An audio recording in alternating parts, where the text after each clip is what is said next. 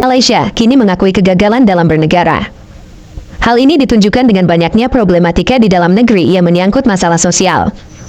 Di Malaysia, di antara etnis terbesar seperti Melayu, Cina, dan India, dalam kesehariannya memiliki kelompoknya masing-masing. Sehingga lebih jarang bergaul dengan antar etnis. Hal ini menimbulkan banyak kesenjangan, baik dalam masalah sosial, politik, ekonomi, budaya, dan bahasa. Membuat Malaysia sulit untuk melakukan sesuatu dengan cara yang lebih simpel seperti Indonesia. Sebenarnya ada sesuatu yang hendak ditiru Malaysia tentang Indonesia. Namun, mereka sudah terlanjur merumuskan dasar negara yang berbeda. Oleh karena itu, dalam perkembangan zaman, kemajuan yang ditorehkan Indonesia akan sulit untuk dikejar oleh Malaysia. Walaupun pada awalnya Indonesia dengan konsepnya lebih lambat maju ketimbang Malaysia, akan tetapi, jika sudah melaju akan semakin kencang seperti mesin diesel dengan semangat persatuan yang solid. Di Malaysia, malang sekali lah. Bahasa Melayu adalah satu-satunya bahasa negara yang tidak diketahui sepenuhnya oleh warga negaranya sendiri.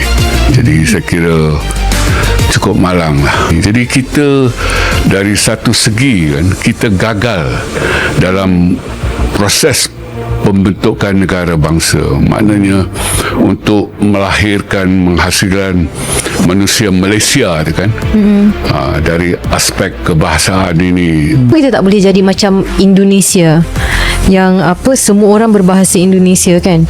Kenapa kita tak boleh jadi macam tu, Prof?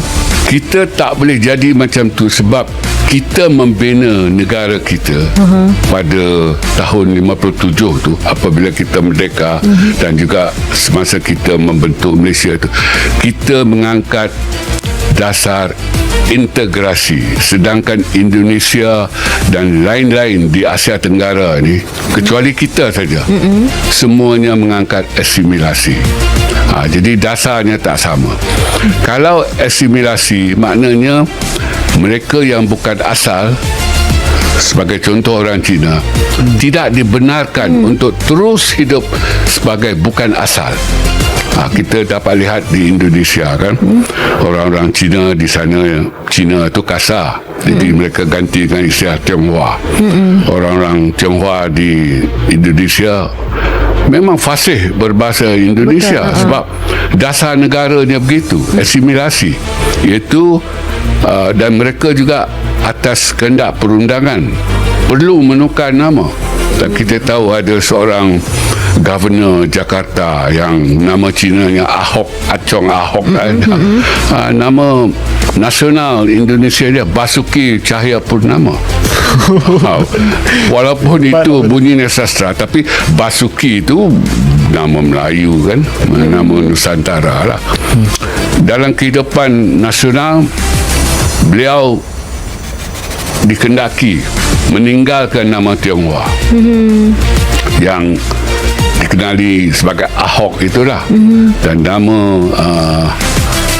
nama nasionalnya ialah Basuki Cahayapurnama. Dan orang Indonesia tidak membenarkan keluarga Tionghoa dan komuniti Tionghoa itu berbahasa Cina sesama mereka. Mereka kata ini Indonesia, kalau mau tinggal di sini mesti berbahasa Indonesia. Jadi dasar itu kita memilih integrasi, iaitu kita membenarkan yang bukan asal ini untuk terus hidup sebagai bukan asal, walaupun dalam kehidupan nasional.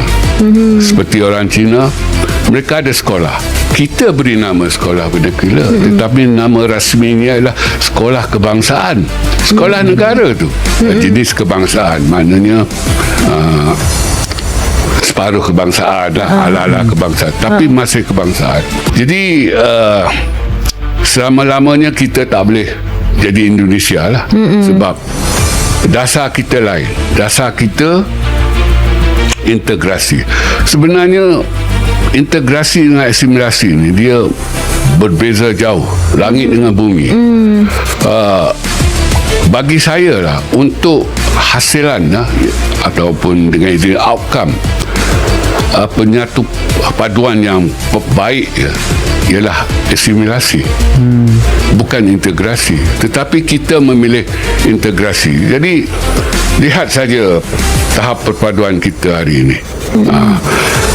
Integrasi itu begitu ringan lah kalau dibandingkan dengan asimilasi. Tetapi dalam keadaan begitu ringan pun kita dapat lihat warga negara bukan Melayu, contohnya Cina, masih belum bersedia.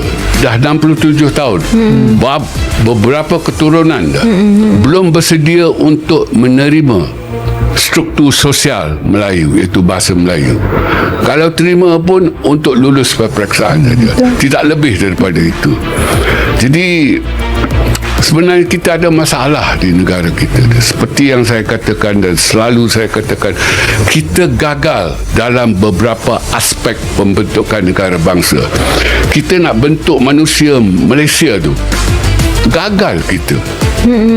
Di Indonesia, tengok manusia Indonesia tu, yang bukan asal itu Cina, pakai nama Indonesia, nama Jawa lagi kan, fasih berbahasa Indonesia, dah hilang bahasa Cinanya.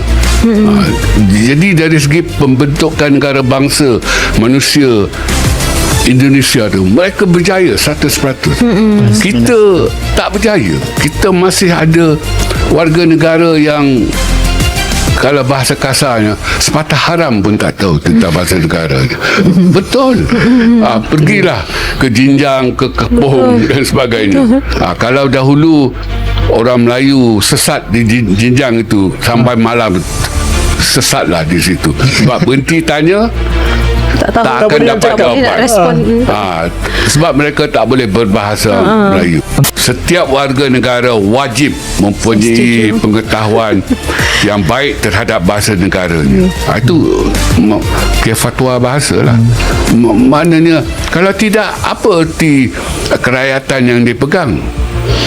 Warga negara kalau dibandingkan dengan pekerja asing yang baru datang 6 bulan, setahun, dari Nepal, Myanmar dan sebagainya, ialah mereka taklah fasih sangat, tetapi pengetahuan mereka jauh lebih baik daripada warga negara. Mereka tak sekolah kat Malaysia, Prof, tapi boleh cakap bahasa Melayu.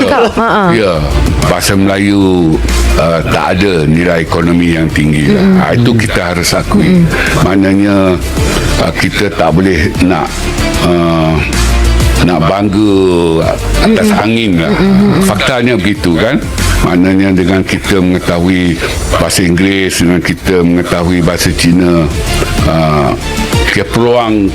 peluang tu lebih banyak daripada kita mengetahui bahasa Melayu saja. Namun demikian, untuk negara kita, bahasa Melayu itu ada nilai budaya.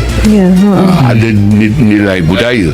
Bahasa Melayu itu adalah identiti nasional untuk negara kita. Bahasa Melayu adalah identiti budaya untuk rakyat kita. Maknanya seperti yang saya katakan dah, belajar bahasa Melayu betul-betul atas dasar instrumental untuk memenuhi syarat lulus mata pelajaran bahasa Melayu itu. Lepas itu dipersaitankan. Pengaruh kekuatan bahasa sekarang benar-benar dirasakan oleh warga Malaysia apabila di negara mereka mulai dibanjiri oleh warga asing. Indonesia memiliki bahasa dengan ejaan yang sudah disempurnakan. Oleh sebab itu, Malaysia akan sulit untuk mengembangkan bahasa. Sebab, jika Malaysia akan mengembangkan atau memperluas bahasa, kemungkinan besar akan tiba pada bahasa Indonesia. Untuk itu, kita perlu bersyukur dan berbangga pada cendekiawan penggawa pendiri bangsa Indonesia yang telah mewariskan budaya bahasa dan ideologi yang sudah mengakar, sehingga Indonesia memiliki karakter kuat untuk men-take down pengaruh asing. Bagaimana menurut kalian? Tulis di komentar.